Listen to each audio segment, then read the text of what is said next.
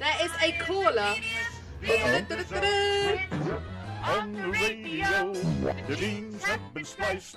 Hello, I just wanted to call back and answer any questions Miss Donna Reed has for me. Oh, okay. Well, here he is, Mr. Keith Sampson. And I know Lee was asking about whereabouts in Missouri you were going. I think that's what he said. Anyway. He said he's going to Alabama. Bama. Where in Bama are you going to?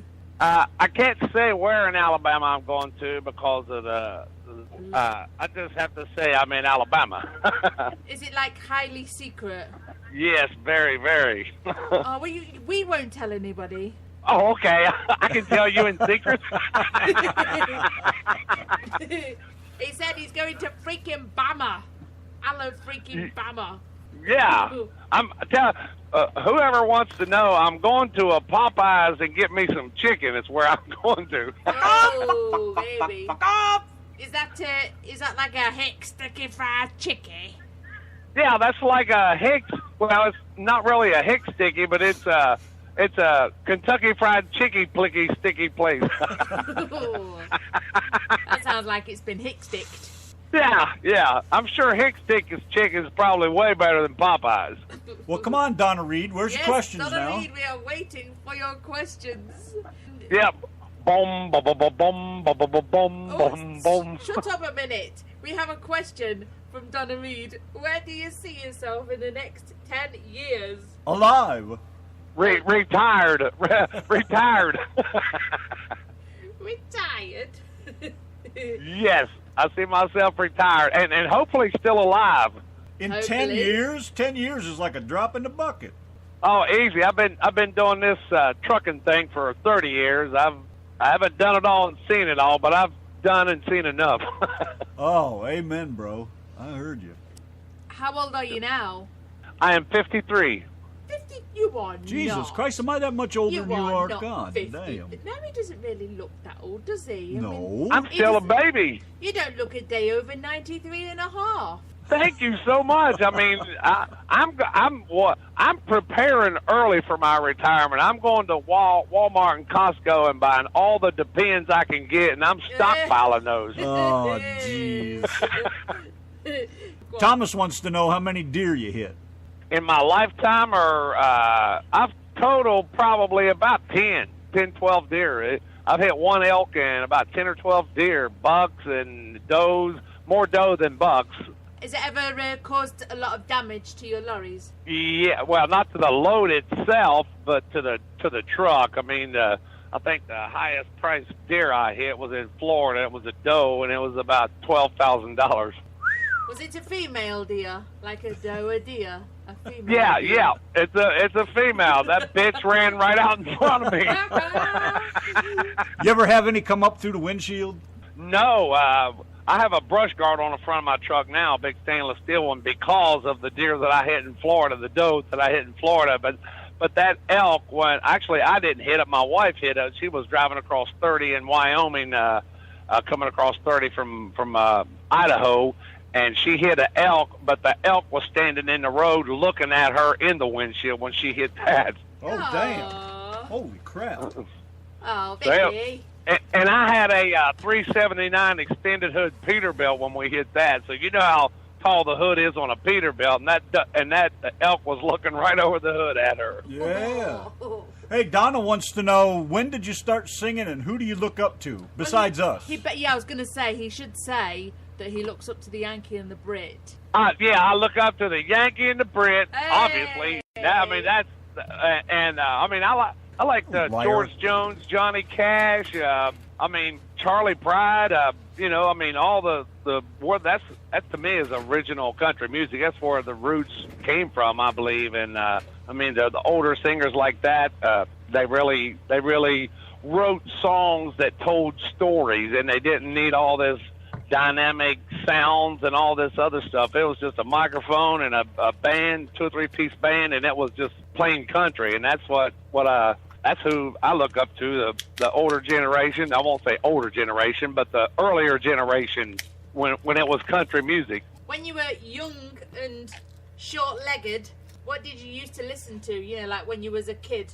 Well, I mean, I listened to everything from Jackson 5 to Eddie Arnold to, I mean, growing up back then, it was kind of anything that was on TV that was that somebody played an instrument. I wanted to listen and learn and watch and try to play. But I started playing the guitar when I was about 8 years old. I actually learned to play my first song probably when I was about 9 or 10, and then I started writing songs. You wouldn't want to hear my first songs that I wrote. Thank God I have forgotten those. Oh, but hopefully they're on a recording somewhere, yeah? They couldn't have been no good, I'm telling you, because, I mean, if I seen a girl next door that I liked, it was like 1 or 2 lines. I was in love. I done wrote a song, and I'm ready to go to Nashville. She wanted to know if you'd recorded any of them. Hell, they didn't even have recorders when you was a youngin'. No, we didn't. We couldn't afford a recorder. I mean, our recorder was, Mom say something, you repeat it, she bust your ass. That's right. I got proof of that. Yeah. And she said, "Stop mocking me." When did you start singing? You know, when did you start going, Lord? Oh, actually, when I was probably 6 or 7 years old, just in the first grade. I used to get up every morning. This old TV show, I don't know how many people remember this, but I'm going way back now. Because you're so old. Yeah, because I'm so old. It's called the Sleepy Jeffers Show. And this guy would get on there and he would play guitar, just kind of just a TV show, early morning. And I would get up and get the broom and stand in front of that TV in my underwear and play the songs with a broom. I would scrape the broom, that straws on that broom. I tore so many brooms up, I can't even tell you how many brooms I've torn up. Has anybody got any mental images going on in their head right now? Because I need bleach. Standing there in my underwear while my brothers took their shower, and then I was last because I wanted to play the broom. Thomas wants to know what your first guitar was. It was an old cheap guitar. It was they're not like department stores, but it's a old G.C. Murphy's. It was actually the only department store we had in our whole town, and it's nothing like a Walmart or Kmart. It's probably 2 steps below Dollar General now, if it even exists. But like a 5 and dime? Yeah, it was a 5 and dime. That's exactly what it was. It was just an old. It didn't even have a name on the guitar. My uncle bought it for me, and I think he gave like $27 for it. They have real strings on it or plastic? Had real strings. Had real copper strings on it. Imagine that. They didn't last very long. I was trying to learn to play it because my uncle was the only one that could play, so I would watch him, and every time he came down, he brought his guitar, and then he would leave, and I would try to play the same thing that he did, and my older brother was kept messing with me and reaching over, plucking the strings, and I just got up and wrapped it around his back and busted it all to pieces, and that was it. I needed another guitar because I got pissed. So did you ever hear your favourite song while you was in Walmart when you were a kid and run down the cleaning section, grab the nearest sweeping brush and strip off into your underpants while you were a kid? Did you ever feel the urge? I tell you what, I would love to go sliding through Walmart in my socks and underwear like that Tom Cruise movie. Well, you wanted attention, you'll get it. Oh, yeah. You see them things that happens in Walmart all the time. I don't think this would be out of the ordinary. Probably not, but I just wonder how many listeners you'll get over there at the Gray Bar Motel. Yeah, I might have people trying to run over me with them shopping cart things, them electric things you drive down the aisle. Electric trolleys. Yeah, maybe I should. Maybe I know what I'll do. I'll just go to the toy section and get me a skateboard, and I'll stand on that and just grab a hold of somebody on the back of that and let them ride me through the store. Jesus Christ. And I thought I was a whack job doing the Ministry of High Walks through Home Depot. Well, we've seen a few things for people to get attention, publicity. Well, Keith Sampson's just topped it. Yeah, I'll probably need somebody to video this because I want to do the before and after. That way, you'll know I was not insane when I went in there. I just did this for a joke. Hey, Donna's got another good question here. Did you buy that cowboy hat? I did buy that cowboy hat. The Stetson hat, and I had it. I've ordered it, and it should be at the house probably next Monday, I think it said. But ooh la la. I know. It's like I don't have the opportunity or the chance to go to the Western stores and shop around. So I went online. I shopped around. I went to Stetson and I bought it from them, and they're shipping it. And then I'll shape it and put it on. Wow, we got to get a picture of that here real quick. That's one of the first things I did when I got to Texas. I was like, Randy, take me to buy a hat. So we went to a hat place in Denton, and oh my gosh, I was like, oh, this hat is so cool, and Randy was like, you're wearing it backwards. I was like, fine. Didn't know the front from the back. I still don't. I've got about 4 cowgirl hats, and I still don't know the front from the back. I did. I bought one from Justin Boots over there in Justin, Texas, outside of Denton. Oh yeah. I bought my first cowboy hat there, and we moved, and I kind of bought it a little big, and I thought maybe that my head would swell up sooner or later and I would grow into it, but it never did. It never did. So I stuffed it with toilet paper, and it still kept coming down over my ears, so I gave it away, and I'm going to buy one that fits now. Well, you wait till you get that next CD out. It'll fit. Yeah, exactly. Well, I shaved my head, and I've measured it. I'm like 6.5. So I got a small head, and so I got to buy like the small or the extra small, like the kids section. I have to go to the kids section when I buy hats. There was nothing shameful in your interview that we did with you earlier, but you've certainly made up for it now. Hey, Donna wants to know 2 things. What's your favorite food, and what do your kids think about you being a singer? My favorite food, well, I would have to say it's meat and potatoes. I don't like seafood. I don't eat seafood. I don't eat none of the seafood, no shellfish, none of that. So it's meat and potatoes. I can eat potatoes all day, every day. As a matter of fact, I eat them every Sunday, Monday, Tuesday, and Wednesday. I have potatoes with everything. I don't care what it is. It could be popcorn. I want fried potatoes with it. Oh, hell yeah. So I'm a meat and potatoes guy 100% through and through. And my kids, I mean, they sing, and they love it whenever I sit down and break out the guitar and we're all together, just cooking out or whatever. They it's like, get the guitar, and they want to sing and play and, want me to sing. I sing everything from Kid Rock to Leonard Skinner to Johnny Cash to George Jones to, everything in between. I can play and sing just about, I won't say anything, but pretty much some of the current stuff and definitely a lot of the older stuff. Well, when you get over here, there ain't going to be none of that Kid Rock shit. I play that song only God knows why. That song is just like stuck in my head. Oh, I'm sorry. Yeah. When I pick up a guitar, I play Tracy Chapman too. That's one of her first hits, I think. Give Me One Reason to Stay Here, and I'll turn right back around. That's kind of a bluesy, Yeah. That's what she is anyways. I love that. That's an awesome song. I tell you what, I thought Tracy Chapman was a man all these years. There was a song that was on in the UK it was always on the radio for years and years and years. And I always thought that Tracy Chapman was a man. I did too. When I first seen her, like on MTV, that's when that was, popular and big and famous and all that. Whenever I seen her on that, I swore to God it was a man. I swore to God it was a man. Yeah, what's that song? Something like. I can't remember. Well, Give Me One Reason, Fast Car, 2 of her famous ones. Yeah, you got a fast car. Yeah, that one. That's the song that I heard for years on the radio, and I always thought it was a man. And I've just realised what Donna Reed in the chat means about the questions, about how we didn't ask you any questions. I think she probably means your famous 10 questions, your famous 10 interview questions.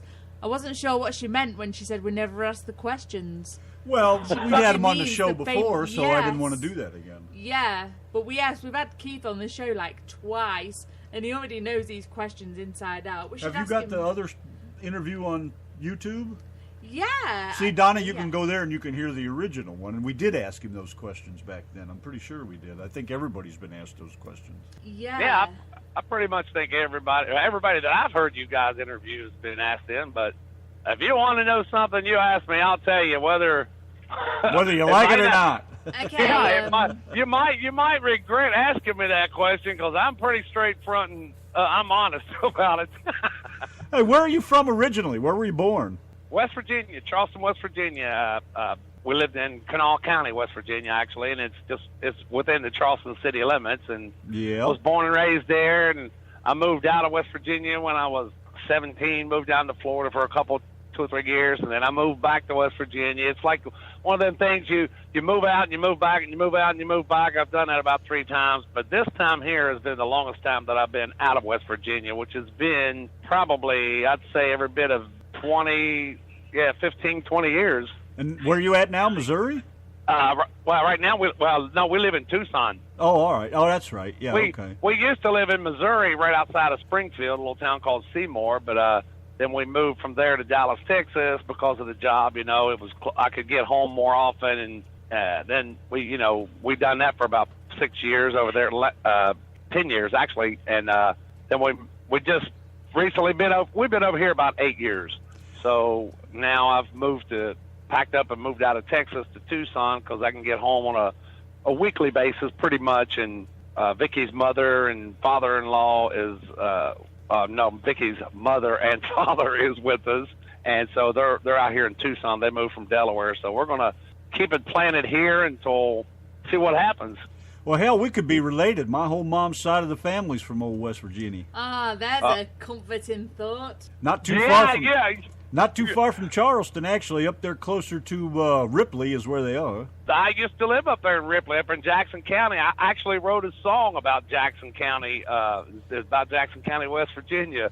And we lived up there for about 7 years. And I love it up there. It's just the mountain air, the beautiful scenery, the grass, the trees. It's way better than the city life. I'd rather kind of be outside of town instead of in town. Well, how long did you live around that part?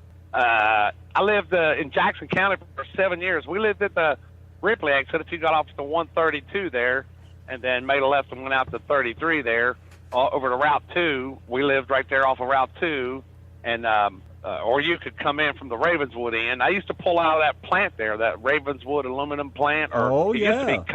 Used to be Kaiser Aluminum way before Ravenswood Aluminum. Aluminium. Yeah, it did. I hauled dross cubes out of that place. Aluminium. Aluminium. That's it. Exactly.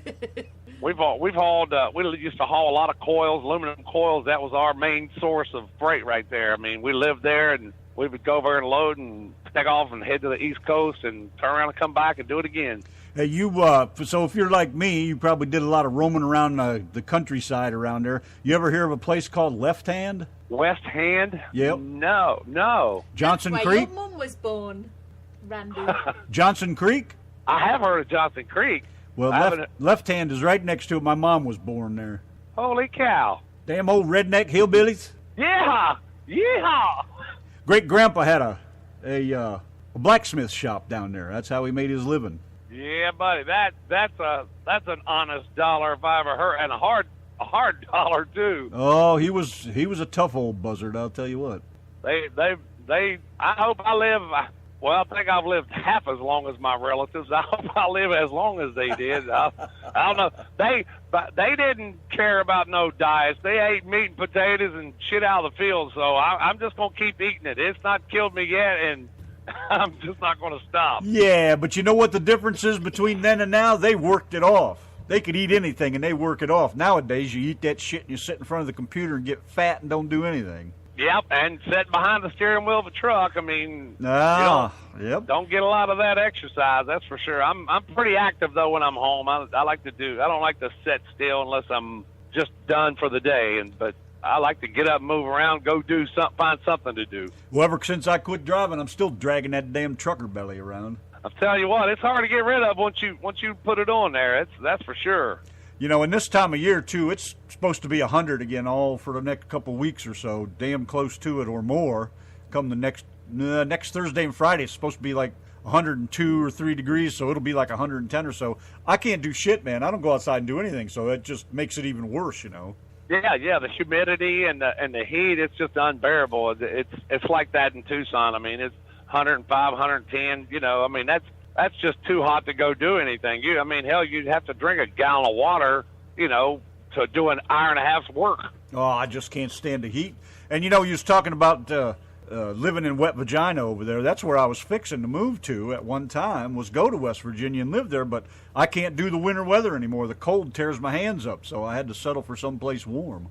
Yeah, yep, I get that. I mean, I understand that totally, because I don't know that I have arthritis or nothing yet, but I think I'm in the early stages of it, because my hands and knuckles hurt all the time, and I stretch them out before I go to start playing the guitar now, where I didn't used to. I could just pick up a guitar and start playing it, but now if I'm not holding it just right, I get a cramp in my hand and my thumb, and I can't hold on to it, and I have to pull it back and stretch for a minute or so and try to re-grip it.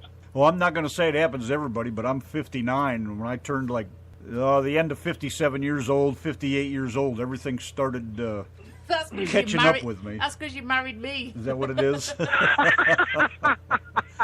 Hey, Thomas wants to know, what's the weirdest thing you ever hauled? The weirdest thing I've ever hauled was the Jurassic Park dinosaurs, where they do that Jurassic Park movie. Yeah. I actually hauled those mechanical dinosaurs. No shit. Out of California, and they actually rent those. I'd haul them out of California back to Texas, and that's where there's a warehouse up there that has those mechanical dinosaurs that they, make the mouth move and the fake flames and make the tails move and make them walk and stuff.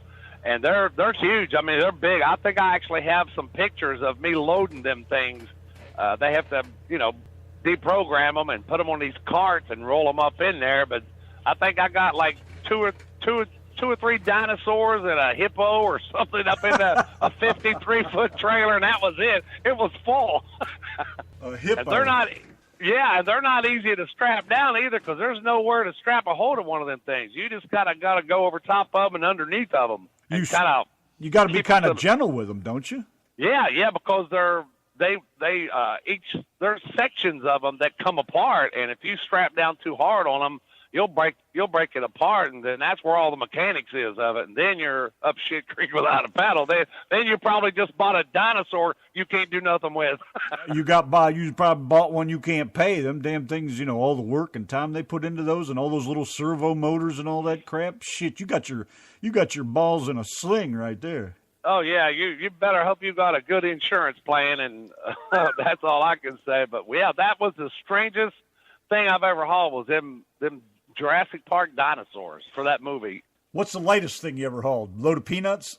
Lightest thing I've ever hauled? Well, no. Actually, I have put one box in the trailer that weighed like 7 pounds and strapped it to the wall with a 2-inch strap and blocked around it, blocked it and braced it, and took off with about a 7-pound box in a 53-foot trailer. Yep.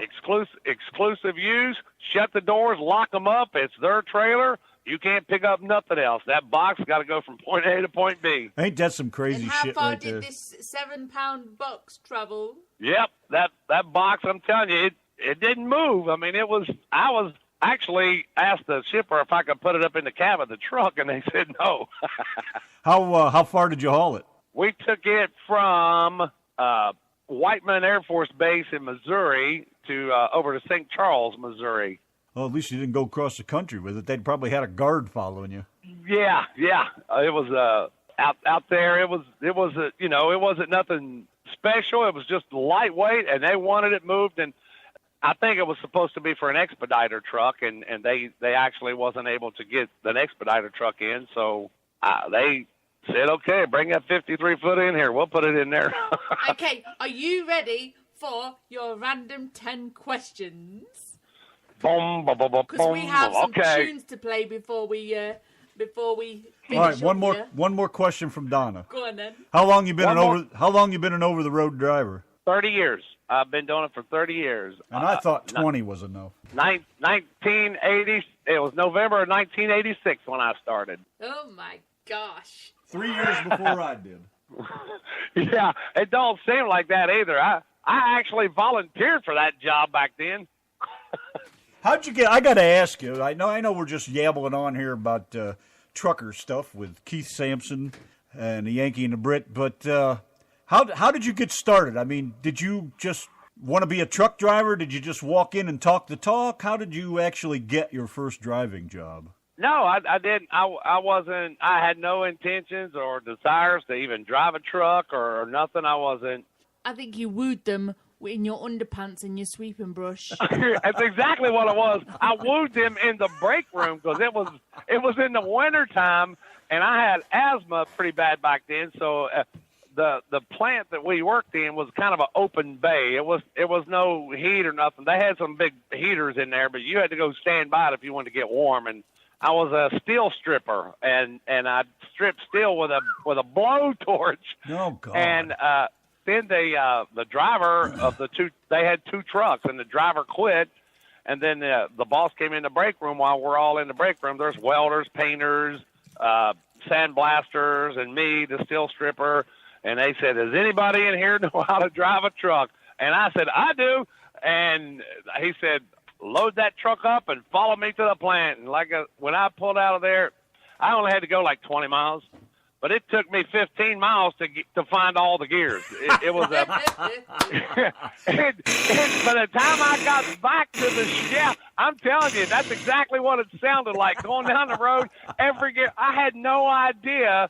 That you was even supposed to double clutch a truck. I was pushing the clutch in, and that was not going into gear. It was a big Ford cab over CL9000, 13-speed. Jeez, and I had no idea what that button was on the side of the shifter. I just kept starting and stopping and starting and stopping.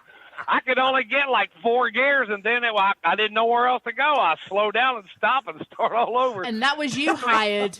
I finally got to the plant. When I got to the plant, the boss was up there in the other truck, and I said, "Hey, I don't want to seem stupid here, but I've never drove a truck before, and I can't get this thing to go past 4 gears." And he said, "Are you flipping the splitter?" And I said, "What splitter?" And he said, "That button on the gear shift." I said, "Is that what that's for?" He said, "Yeah, flip that frontwards, and then you can grab some more." I'm like, "Oh, hell yeah, I'll follow you back." So I did, and it started from there. That's exactly where it started. That's better. That's better than my story. I'm telling you what, it took me a whole round trip, 40 miles, to figure out how to get that damn thing in 10 gears. Lord have mercy. We get together, I'll tell you my story then. Okay, I can't wait. Oh, it's just your typical walk to walk, talk to talk, and bullshit your way into a truck. Yeah, I tried that. Went into a couple play after I worked there because they closed down after 6 months, and so I thought, well, I'll just go get me a job at a trucking company. And I went into a couple of trucking companies, and they said, "Yeah, how long you been driving?" I said, "Oh yeah, I've been a driver." Application hit the trash can before the door closed when I left. So I figured out I just need to go in there and bullshit them. So the company that I went with after that, a gasoline company, is like, "Have you been driving?" And I said, "Yes, sir. I've been driving. I got 2 years over the road experience." I had barely 6 months, and then they put me in a brand new Pete, and I'm thinking, "Oh shit, where's these gears at?" It's marked right there on the shifter. Can't you read that pattern, boy? Yeah. Well, now I know what that big plastic button is that goes up and down in a Peterbilt. Which one? The one on the top or the one on the side? Some of them got 2 of them. Yeah. This has only got the one on the top. Oh, you're lucky to get that. Yeah. But after driving several years or whatever, I experienced going back into a Transtar too, and I drove a 4-star General that wasn't power steering, 8-speed, and I mean I've been in some pretty old school trucks. I haven't done the twin stick. My brother James, he used to drive a dump truck, old Mack, and it was a twin stick, and he would shift gears in reverse going backwards. Yeah, I'll tell you what I did. I was in a twin stick for a little while. I'll tell you what, man, that basically is like your splitter on the side of your stick, except you got 2 sticks instead of a splitter button. Yep. You got that one that goes 1 through 4, and then the other one is the gears you're shifting with, and I learned the pattern on that, but I wasn't. I won't say fortunate or unfortunate enough to be able to drive one, but I always wanted to. Well, I'll tell you what, man, no air seat, no air conditioning, no air ride. Holy shit. Damn, man.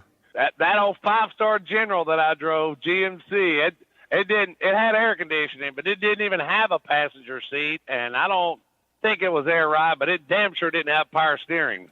Yeah, I had an old corn binder like that, man. If you didn't have hemorrhoids, you did when you got done with that run. Yeah, them corn binders, boy, they're tough on the bottom. Janet's on the chat here waiting for my son-in-law Keith Sampson. What time is he on? tell her to go to bed. I've already been on. Press the play button, Janet. We canceled his show for tonight. Yeah, tell her I quit. She gonna whoop your ass, boy. Yeah, she will when I get home. She'll say, "What?" You got questions for Keith or what? I do have I'm some watching the clock over here questions, because they don't have the good clock going. Because I know you've got some tunes lined up. Okay, your 10 random questions. Do you sing in the shower?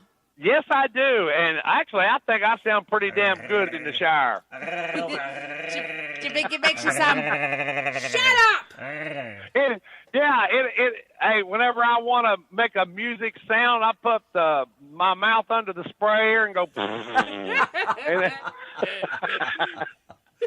Oh, you need to get back to the hills of West Virginia there, boy. That might be a question I regret asking. You are red like the dick on a dog. That's right. Do you snore? My wife says I do, but I don't think I do. I've never woke up and caught myself snoring, ever. You've never heard yourself snore? Oh, No. Both me and Randy have woke ourselves up snoring. I've woke myself up snoring, and so has Randy. My wife said she'll record. Hello? There he goes again. Nice clear signal, too. I'm all right. Are you there? There you are. Yay! Here I am. I told you they only have 3 towers in Alabama. And obviously you ain't close to any of them. Superheroes. Who is your favorite superhero? My superhero is Almighty ISIS, Linda Carter. Woo! I love that red, white, and blue outfit she used to wear. Man, I tried to buy me one of them, but they don't sell them. I don't even want to imagine. I bet you look hot in that. Have you seen the new Wonder Woman movie? No, I haven't. Oh, that girl Gal Gadot. Oh, baby, give old Linda Carter some competition. Oh, boy, I'm going to have to watch that now. Yeah, it's free online. You should watch it. You'll like it. I got Netflix. Oh, there you go. All right, dear. Are you old-fashioned? In some ways, not all the ways. I cook, I clean house, I do toilets, windows, and you name it. I mean, I believe in, my wife says I'm anal retentive. I like the stuff. And if I start cleaning something and I see something else that's dirty, I will move over to there. And then next thing you know, I'm cleaning the whole room. And your next question, do you like chocolate?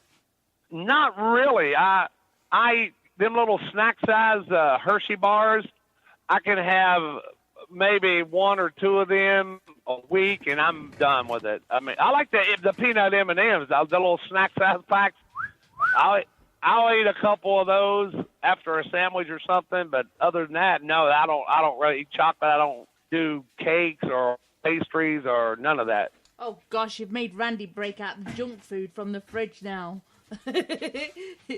Are you usually late or early? I kind of imagine you to be someone that turns up, clatters in there really late with a cheeky grin on his face. Are you normally late or early? If it was up to me, I would just show up whenever I wanted to. But my wife controls the schedule, so I'm always early. Hey.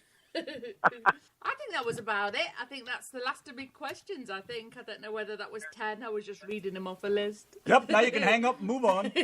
But, yeah, it's been so cool having you on. We've got a few tunes to play before the end of the show.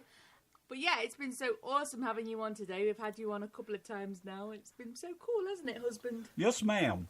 Yes, sir. Well, it's cool to call in and shoot the crap and answer questions that I don't care what question is, but I will say out of the 27 years my wife has been with me driving team, I have never been late with a load ever in 27 years.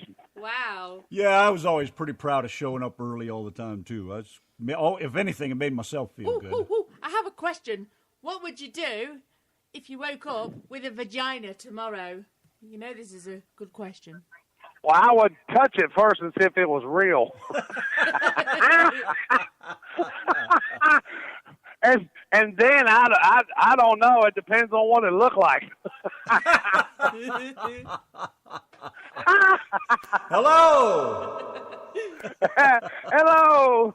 Hello! Hello! Yeah, can you imagine if it was a big saggy vagina with an echo? Yeah, if I say my name once and it spits back out my last name, I quit. I'm going home. Maybe if it does that, you should go on a roller coaster and see if you can whistle from your vagina. Yeah, I'll go back in the shower and sing. You're not going to be one of those guys with a vagina that when your first man shows up, he's got to tie a telephone pole to his ass, are you? No, I bet you Wheaties is pretty proud of Bruce Jenner now.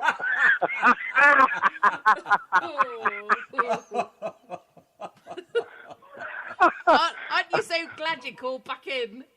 Yeah. Well, thank you guys for having fun and playing some rocking music and shining a light for us independent artists out here that's just trying to, put our stuff out there. I mean, I'm not doing it for money, that's for sure. I'm just doing it because it's something I like to do and just like sharing with people. Yeah, well, Janet's going to kick all our asses. Yeah, she'll be getting me whenever I get home. What the hell did you say? Well, Donna Reed said, what would you do if you woke up with big-ass breasts? I will start playing with them. Would you really? Yeah, they're mine now, and nobody can take these from me. You should go up to people's cars and stick your tits in the window. They'll get freaked out because they'll be like, a man's face with those big, huge boobies. All I got to say is it's a good thing I wasn't born a girl, because I would be rich right now. And Pinky said you better stop right there, Keith. and the biggest hoe in town. Yeah, I would be rich. I'd be singing that song, I want to be rich. I have to tell you, having a vagina is not all it's cracked up to be. Oh, you made it funny. Cracked up to be. You guys are great. Oh, yeah, we just love ourselves to death. All the time, 5 or 6 years we've been doing this shit, and it all just went to hell in a handbasket, thanks to Keith. Yeah. It's like, you got to be careful who you invite into your house. I used to like you. Yeah. And now look at him. God damn it. All right, son, go do something so we can finish up what the hell we're doing over here before you ruin it all. Okay, I'm gonna sit back and listen to y'all and listen to some great music. Thank y'all. We love you, and we will talk to you later. We love you, man. You guys truck it easy. Vicky. Okay, bye. Hey, Bob Kennedy's here. How you doing, Bob? Hey, Bob. Nice to see you. Whoops, excuse me. Woo, doggy, what a night. Gary Allen and the Highway Junkie. The Yankee and the Brit.